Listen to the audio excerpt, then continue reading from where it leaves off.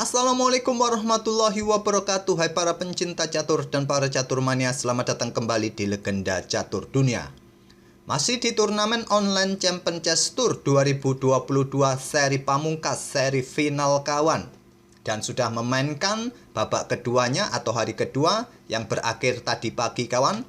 Bagi kawan-kawan yang berangkat kerja terus mampir ke warung kopi, kalau mau melihat pertandingan ini ya masih bisa menyempatkan untuk melihat game ketiga, game keempat kawan, karena beberapa pertandingan berakhir sekitar jam setengah 8, jam 8 kawan. Silakan kalian nonton di live streamingnya ataupun kalian bisa otak-atik game-gamenya kawan, ada di Lichess ataupun di chess.com. Di babak atau di hari kedua kawan, kembali Wesley So ini kalah berturut-turut. Kemarin kalah oleh Magnus Carlsen, sekarang gantian kalah oleh Li Guanglim kawan. Kalah 2 game, game kedua, game ketiga, game pertama remis, otomatis game keempat tidak dilanjut. Otomatis dua babak ini Wesley So mendapatkan 0 poin kawan. Dan posisi Li Guanglim mendapatkan 3 poin tambahan setelah kemarin mendapatkan 1 poin. Kemudian partai yang lain antara Anish Giri melawan Praggnanandhaa ini cukup mengejutkan mungkin bagi Anish Giri. Pada game pertama rapid, game kedua dia kalah oleh Praggnanandhaa. Tapi akhirnya pada game ketiga kawan, Anish Giri berhasil comeback menang, kemudian disusul pada game keempat yang memaksa pertandingan berlanjut ke tie breaks. Akhirnya di tie breaks game pertama permainan blitz, Anish Giri memetik kemenangan, game kedua remis. Dan Anish Giri kembali mendapatkan 2 poin saja, sedangkan yang kalah Praggnanandhaa ini masih mendapatkan 1 poin kawan. Partai yang lain antara Shakhriyar Mamedyarov melawan Jan-Christophe Duda dimenangkan oleh Duda. Satu-satunya partai kemenangan Duda terjadi pada game kedua kawan, selebihnya berakhir remis. Kemudian Arjun Erigaisi di hari kedua langsung bertemu dengan Raja Catur King Magnus kawan. Dan seperti rekod-rekod sebelumnya, Magnus Carlsen masih cukup perkasa atas Arjun Erigaisi ini. Arjun kalah pada game pertama, kemudian bisa menahan remis pada game kedua, tapi game ketiga kembali Arjun ini kalah oleh Magnus Carlsen. Magnus Carlsen kembali memetik poin penuh di hari keduanya. Dan sekarang klasemen sudah mulai berubah kawan. Carlsen dan Duda mempunyai klasemen dengan perolehan 6 poin, disusul Anish Giri dan pemain-pemain yang lain.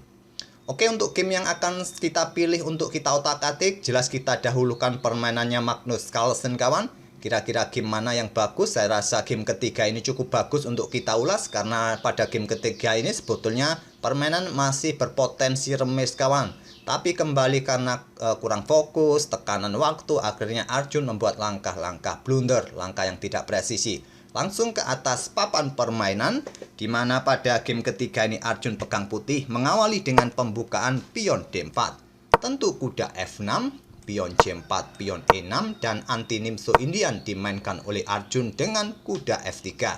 Untuk menghindari permainan Nimzo Indian dengan melakukan pengembangan kuda C3, tentu gajah B4 akan dikeluarkan oleh hitam kawan.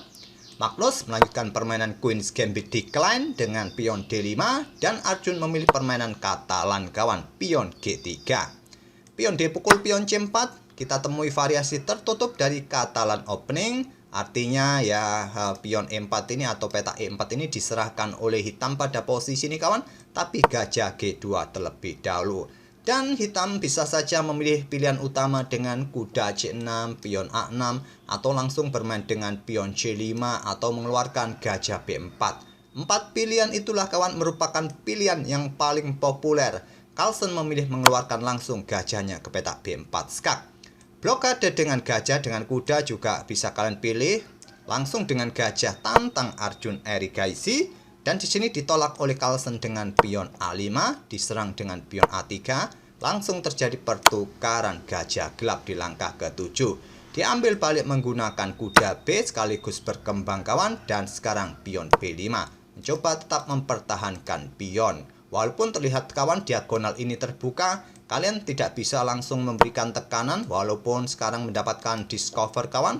Ya, tidak mungkin dengan pion C6 blokadenya, tapi dengan kuda D5. Hitam baik-baik saja. Di sini, putih atau Arjun memilih untuk memberikan pion B3-nya kawan. Menantang pertukaran pion dan diterima Carlsen. Pion C pukul pion B3 diambil balik menggunakan menteri. Menggunakan kuda, apakah bisa? Apakah lebih bagus daripada menteri? Analisa dari Stockfish, ya tipis kawan perbedaannya. Memilih untuk ambil dengan menteri agar bentengnya juga mempunyai keleluasan untuk bergerak ke pusat atau kemana kawan. Nanti Raja Rokade mungkin benteng satunya langsung bisa menempati lajur pusat di langkah berikutnya. Pion C6 terlebih dahulu untuk perkuat posisi pion B5-nya. Dan kedua pemain akhirnya Rokade di langkah ke-11-nya kawan. Arjun menggeser benteng F ke lajur C. Pressure pion di sini, tapi tetap masih sulit kawan. Kalaupun kuda bergerak untuk memberikan tekanan bagi pion C6, masih ada kuda D5 nanti. Gajah B7, lanjut Carlsen perkuat posisi pionnya. Dan menteri bergerak ke petak B2 untuk perkuat posisi pionnya agar kuda ini juga kalau bergerak, pion ini juga tidak terancam oleh menteri hitam. Ataupun juga untuk menghindari tempo dari pion A4 kawan. Kuda B berkembang ke D7 lanjut Carlsen. Dan kuda ini memilih manuver ke petak E1 kawan. Dan pion E5 tantang Carlsen tidak lagi bermain dengan langkah kuda D5. Rekomendasi engine bermain dengan langkah kuda ke petak E5. Kalau di game-game terdahulu kawan, pada posisi ini yang paling banyak dimainkan oleh hitam adalah menteri bergerak ke petak B8, ada juga yang bergerak ke petak B6, ada satu langkah kuda ini bergerak ke petak B6 kawan. Tapi rekomendasi engine pada posisi ini blokade kawan diagonal ini dengan kuda ke petak D5. Ya mungkin nanti pion ini akan punya kesempatan juga lebih cepat untuk didorong. Tapi Carlsen membuat langkah pion E5. Masih ada satu game terdahulu yang memainkan langkah seperti ini. Dan di sini kuda bergerak ke D3 juga pilihan bagus menurut Stockfish, ataupun gajah ambil pion yang ada di petak C6 juga bisa dilakukan oleh putih. Di sini Arjun lebih memilih untuk pertukaran pion terlebih dahulu kawan, diambil balik oleh kuda.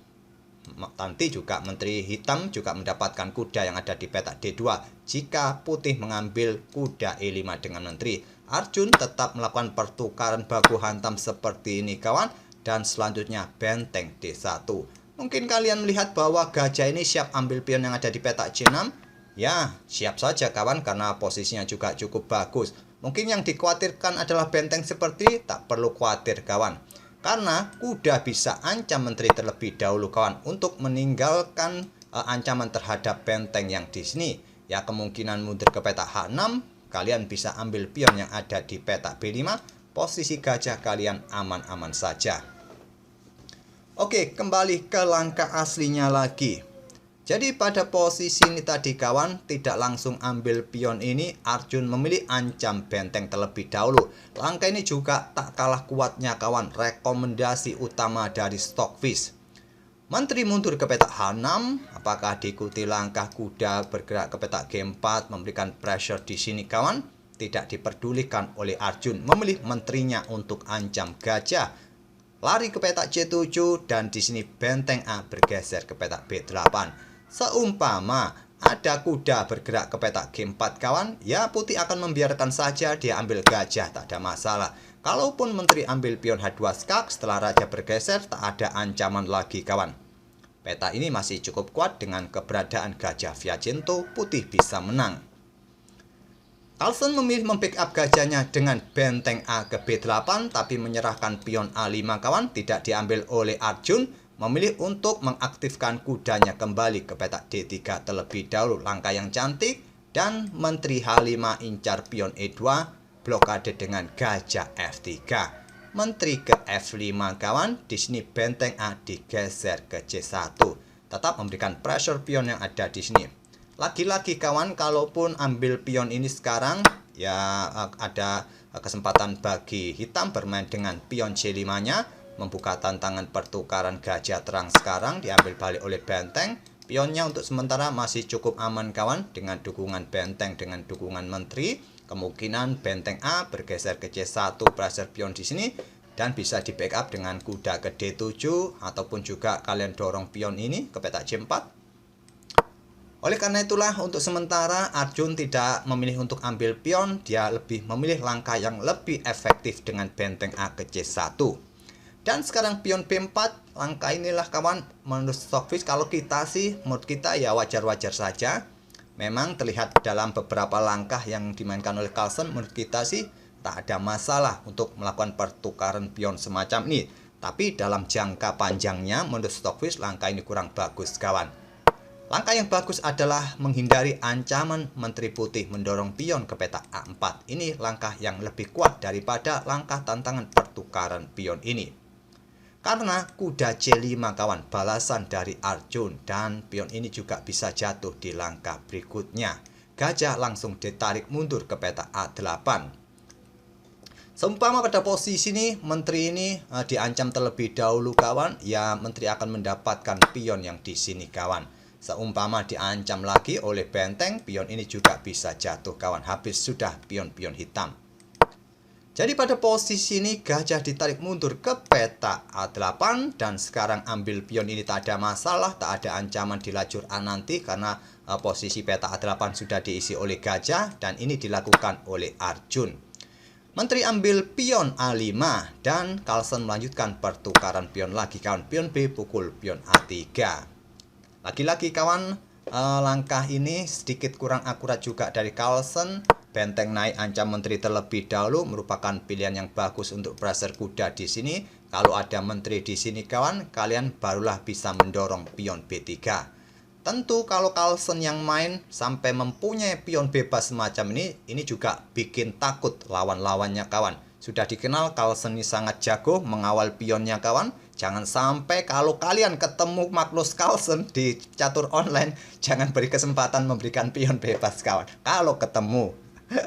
Oke, di sini tadi Carlsen memilih untuk langsung pertukaran pion untuk membuka lajur B dan di sini langsung diambil balik oleh Arjun dengan menterinya di peta A3. Pion H6 memberikan ruang bagi pergerakan rajanya. Arjun mulai menyerang menteri dengan pion E4. Menteri digeser ke peta gelap ke peta E5. Lanjut Carlsen, diikuti langkah kuda D3, kembali kejar menteri. Menteri hanya mundur ke peta E6. Dan sekarang gantian pion E5 kejar kuda. Jawaban Carlsen adalah pion C5-nya, kawan. Membuat langkah pengorbanan pion di sini atau membuka tantangan pertukaran gajah atau pertukaran kuda di sini, kawan. Coba kita otak-atik apabila pion ini diambil oleh kuda, tentu menteri akan mendapatkan pion yang di sini, kawan. Atau di sini gajah pukul gajah, ya sama saja, kawan. Permainan masih akan cukup level seimbang. Oke, kembali ke langkah aslinya. Jadi di sini kira-kira mana langkah terbaik bagi putih? Ambil kuda terlebih dahulu atau ambil gajah terlebih dahulu, kawan? Perbedaannya tipis menurut Stockfish. Silakan kalian ambil salah satu, tak ada masalah. Kita lanjut saja langkah aslinya. Jadi Arjun memilih untuk ambil kuda demi mendapatkan atau merusak bangunan pion hitam nanti, kawan. Carlsen ambil gajah dan ini perlu diperhatikan juga. Karena dengan keberadaan gajah terang yang sudah kontrol petak-petak terang ini, petak-petak lemah, hati-hati, kawan, menteri bisa bergerak memberikan ancaman skakmat. Tapi putih juga masih ada kuda lompat ke petak F4, menjaga petak H3, G2 juga akan cukup aman. Karena di langkah berikutnya juga pion G ini akan tewas oleh pion putih, kawan. Jadi kuda ke petak F4 nanti menjaga petak G2, petak H3 pun masih cukup nyaman karena sudah tidak ada pion yang mengganggu di lajur G. Carlsen tidak langsung ambil pion putih ini, kawan. Nanti rajanya akan semakin terbuka. Jadi pion putih ini dijadikan tameng oleh Carlsen, hanya menggeser bentengnya saja ke lajur D. Benteng E1 serang menteri terlebih dahulu. Menteri bergerak ke petak B3 menantang pertukaran menteri, kawan. Dijawab langsung oleh Arjun karena posisinya kuda juga dalam ancaman tadi, kawan. Diambil balik oleh benteng. Dan pada posisi ini, kawan, kalian ambil pion ini tak ada masalah, kawan. Tapi memilih dengan langkah kuda F4. Sampai poin ini pun tak ada masalah juga. Langkah ini juga bagus. Tapi sekali lagi perlu diingat, kawan, Carlsen ini adalah pemain yang jago untuk mengawal pion, kawan. Sekali lagi, kalau kalian bertemu di catur online melawan Magnus, jangan beri kesempatan, kawan. Ambil saja pion ini. Tapi Arjun memilih dengan langkah kuda F4, ada masalah juga, dan Carlsen membackup pionnya, kawan. Jelas akan didorong di beberapa langkah berikutnya. Kalau tidak berhati-hati, pion ini bisa merepotkan. Pion H3 lanjut Arjun. Pion mulai didorong oleh Carlsen. benteng naik ke petak C2. Nah, inilah langkah yang kurang presisi menurut Stockfish pada posisi ini.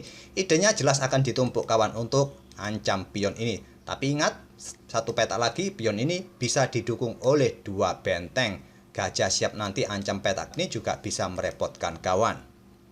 Pada posisi ini pilihan terbaik bagi putih adalah bisa bermain dengan langkah ke petak G2 dengan ide lompat nanti ke petak E3, backup petak C2 ataupun menantang pertukaran perwira kawan, ataupun bisa lompat ke petak E2, idenya juga sama, pressure petak di sini atau menjaga petak di sini, atau nanti bisa manuver untuk perkuat petak C2 kawan. Tapi memilih dengan benteng naik ke C2, Carlsen mulai mendorong pionnya lagi ke petak C3. Di sini pion G4 dimainkan. Langkah ini rasanya terbilang terburu-buru kalau kita menganalisanya menggunakan Stockfish kawan. Stockfish lebih menyukai kuda bergerak ke petak G2 dengan ide manuver ke petak-petak ini kawan, mencoba membackup nanti petak C2 ataupun ancam gajah di petak F3 ini kawan. Kalau sedikit dilanjutkan, mungkin benteng B2, benteng turun ke C1, Raja hitam mulai ambil pion, kuda bergerak ke petak H4 ancam gajah, gajah mundur, kuda ke F5 skak, raja bergeser, dan pion G4 mulai bisa dimainkan. Itulah jalur yang dipilih oleh Stockfish kawan. Ya, kemungkinan hitam akan melanjutkan pion C2-nya. Kembali ke langkah aslinya. Jadi Arjun langsung memilih untuk bermain dengan pion G4-nya langsung, benteng B2 lanjut Carlsen. Benteng menolak turun ke C1, seumpama diterima ini bikin repot juga pion ini kawan. Akan memberikan dukungan bagi benteng ke C1, seumpama ada kuda D3. Mengawal petak C1, ancam pion di sini di backup oleh benteng di B8. Blokade oleh benteng B1, benteng B3 kawan ancam kuda. Ya, bagusnya di sini kuda ambil pion B2. Seumpama mondar-mandir ancam benteng, ya ini berbahaya juga kawan. Ancam kuda dan bisa bergerak ke sini juga berbahaya. Kalaupun kuda ini ambil pion yang ada di petak B2, di sini raja hitam akan mulai bergerak kawan. Dan coba lihat posisi benteng kalian dalam posisi kena pin. Ini akan merepotkan bagi putih kawan. Walaupun pion hitam jatuh tadi. Kita tidak perlu lanjutkan variasi ini, sudah jelas hitam masih akan tetap unggul dengan variasi itu. Kalau benteng ini diterima oleh putih. Benteng mundur ke C1, pion tetap didorong oleh Carlsen ke C2, kuda ke H5, dan ini merupakan langkah blunder. Lagi-lagi ide langkah kuda bergerak ke petak G2, ke petak D3 ini juga bagus kawan. Tapi kuda ke H5, pilihan Arjun. Benteng C bergerak ditumpuk di lajur B kawan. Tentu untuk dukungan benteng B1 nanti. Di sini raja menghindar ke petak H2, menghindari baris pertama. Benteng B1. Tentu kalau benteng ambil pion, benteng yang di sini jatuh kawan. Ataupun pada posisi ini kalau terjadi pertukaran benteng, dan di sini kalian jangan salah pilih. Jangan ambil dengan benteng kawan, langsung saja dengan pion. Kalau dengan benteng bahaya, baris belakang kalian tidak ada yang mengawal kawan. Benteng meluncur, dilengkapi kuda sekak, raja ke H7, dan pion dipromosikan, kalian akan berbalik kalah. Arjun memilih mengangkat rajanya ke G3, kembali langkah yang kurang kuat. Langkah yang kuat membuat langkah pengorbanan di sini diambil oleh benteng hitam. Kuda bisa melakukan skak garpuan, raja ambil pion, kuda ambil benteng skak, raja ke F8, benteng ambil pion yang ada di petak C2, raja ambil kuda kawan. Mungkin permainan masih cukup menarik di level pos ronda dengan komposisi seperti ini. Bagaimana menurut kalian? Tentu masih menarik. Tapi Arjun langsung mengangkat rajanya ke G3. Di sini gajah D1. Langkah yang cantik memutus koneksi kawan. Benteng ambil pion C2, pilihan Arjun diambil oleh gajah. Selanjutnya di sini benteng naik ke petak E3 dan di sini kawan gajah G6. Sudah membuat Arjun menyerah di langkah ke-41. Tak perlu kita lanjutkan lagi variasi semacam ini kawan. Kalaupun kuda ini melakukan skak, ya raja akan ambil pion. Kalian masih tetap menang. Itulah kawan permainan dari Magnus Carlsen di game ketiganya melawan Arjun Erigaisi. Kembali Magnus Carlsen mendapatkan poin penuh di hari keduanya. Semoga permainan dari kedua pemain tadi bisa menghibur kalian dan kita akan bertemu di video-video berikutnya. Terima kasih. Wassalamualaikum warahmatullahi wabarakatuh.